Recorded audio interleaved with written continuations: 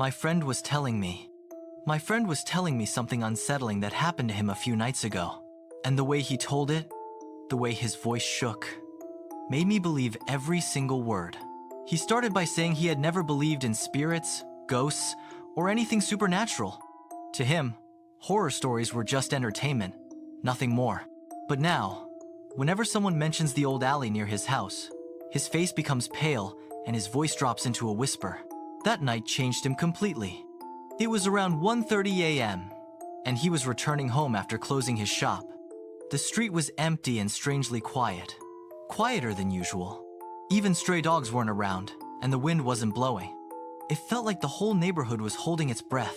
He walked toward the narrow, old alley that connected the market road to the residential lane. The shortcut he had taken hundreds of times. But as he stepped into the alley, something felt wrong, like the air had suddenly become heavier. The temperature dropped so quickly he could see his breath. He tried to walk faster, hands in his pockets, head down, when suddenly, he heard a faint whisper. At first, it sounded like the wind brushing past his ears. But a moment later, it came again, this time clearer.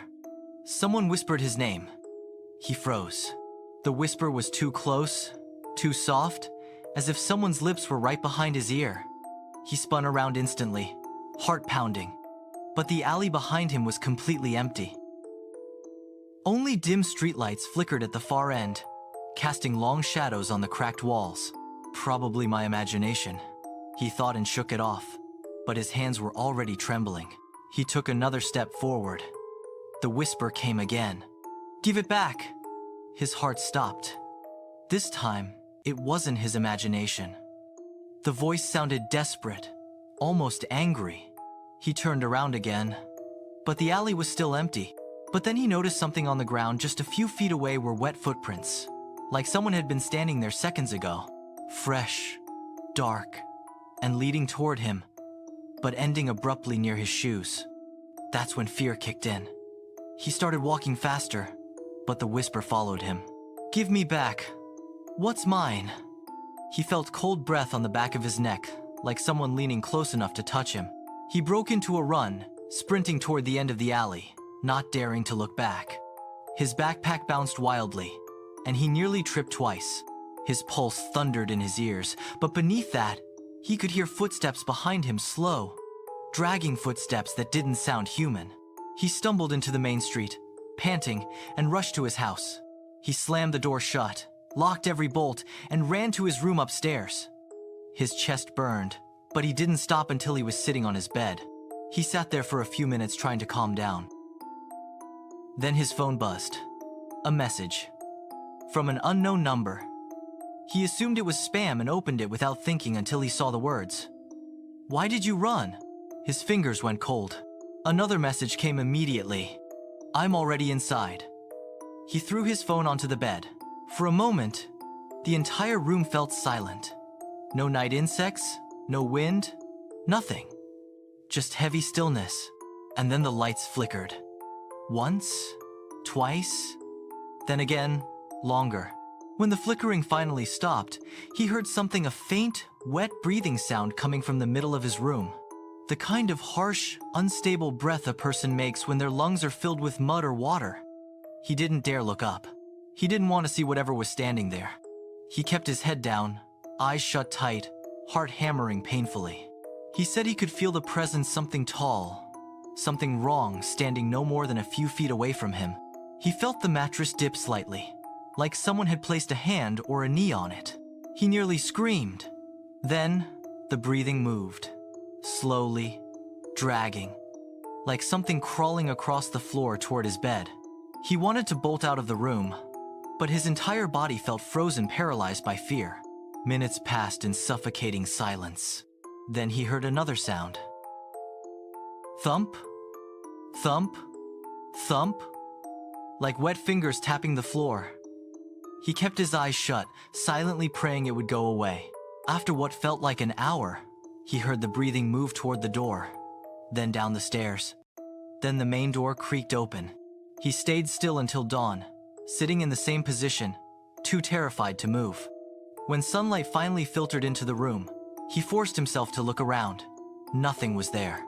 except for a muddy handprint smeared across the floor near his bed. When he finally gathered the courage, he stepped outside. His front gate was open. The quiet morning felt different, lighter, but the fear in his chest remained. He didn't tell anyone at first. People would call him crazy, but that night wasn't over. 2 days later, he received another message from the same unknown number. Returned what you took, but I still follow those who hear me.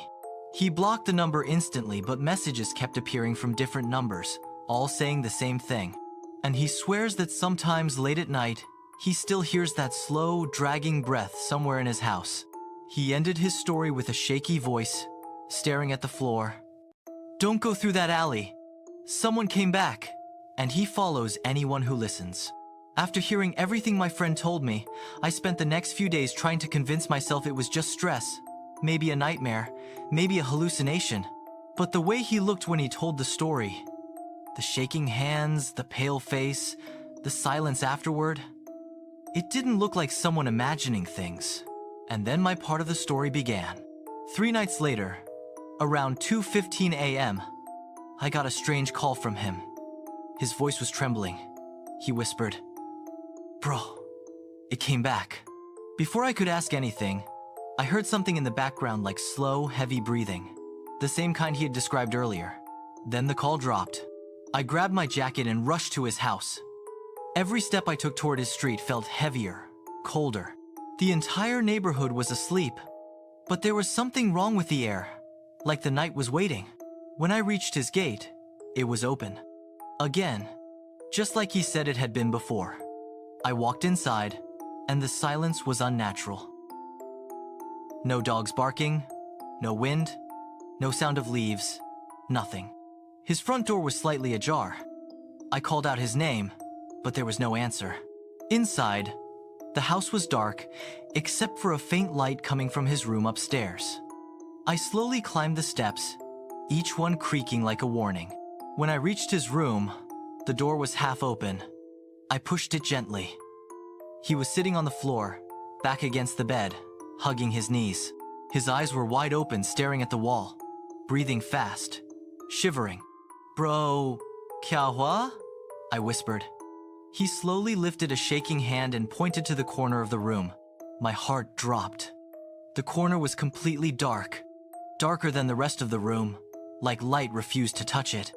And then, inside that darkness, I saw movement. Not a shape, not a shadow. Just movement, like something was crawling upward on the wall. I blinked, hoping my eyes were deceiving me. But then I heard it. That same wet, dragging breath. My friend grabbed my wrist so tightly it hurt. "It's been here since midnight," he whispered. Staring, breathing, waiting. His phone suddenly buzzed on the floor. A message notification. The screen lit up just long enough for me to read the text. "Both of you heard me now." I stepped back instinctively. My stomach twisted. The breathing grew louder, closer, like something was pulling itself out of the dark. I grabbed my friend's arm and yanked him toward the door. We ran downstairs, nearly tripping over each step. As we reached the main door and pushed it open, something slammed it shut again. We froze. The house trembled for a second, and the wood of the door splintered slightly, as if something had struck it from behind us. My friend whispered, "It doesn't want us to leave." Another message vibrated in his pocket. He didn't look. I did. "Return what you took." I grabbed him by the collar. "Bro, what did you take? What did you take?" Tears welled in his eyes. "I didn't take anything, I swear, I don't know what it wants." The lights flickered again. This time, the flicker didn't stop. They flashed on and off rapidly. And in every flash, the dark corner of the room behind us seemed closer, like the shadow was shifting toward us. I heard it again. Thump, thump, thump. Wet fingers tapping the floor. I didn't think I acted. I grabbed a chair and smashed it into the window. Glass shattered everywhere. We climbed out and ran into the street. We didn't look back. We didn't have to. We could hear it behind us, something crawling out of the window, dragging itself onto the street. The sound of wet skin hitting concrete. We ran until we couldn't breathe anymore. until we reached the main road where lights and distant traffic brought a false sense of safety. Only then did he tell me the truth. He whispered, "I think I know what it wants." I stared at him. "Tell me." He swallowed hard. "A month ago, I found something in that alley." "What kind of something?" "A wristwatch." My chest tightened. "A watch? That's it?" He nodded slowly. "It was half buried, dirty, old, but when I picked it up, it was wet, like someone had just been holding it." It took a deep breath. "And that same night, I saw a missing poster near the shop. A man disappeared in that alley 6 months ago. The picture, the clothes, he was wearing the same watch." My blood ran cold. "And you still have it?" I asked. He nodded again. "I kept it in my drawer." I wanted to scream at him, but I couldn't, because at that exact moment, both our phones vibrated together. Same unknown number. Same message. "Return it before I take you." My friend collapsed onto the pavement. "I think it's too late." A cold breeze rushed past us, though the night was still. A shadow moved near the alley entrance, not walking, crawling, slowly, deliberately, coming toward us. We ran again, this time straight to my house. I locked every door, every window, every bolt. My friend sat shaking on the sofa while I paced, trying to think, trying to breathe, trying to understand. Around 3:40 a.m., his phone rang again. The screen only showed one thing: a live video feed. From his own bedroom, the dark corner, breathing sound louder. Then, a face emerged. Not a living one. Half decayed, mud dripping off its jaw, eyes hollow and sunken, skin stretched tight over broken bones, and on its wrist, an empty space where a watch should have been. My friend dropped the phone and backed away. The video ended. We didn't sleep the whole night, and we both know it's not over. Because morning doesn't stop it, light doesn't stop it, distance doesn't stop it. It wants the watch back, and until we return it, it will follow us, everywhere, every night, every time we breathe.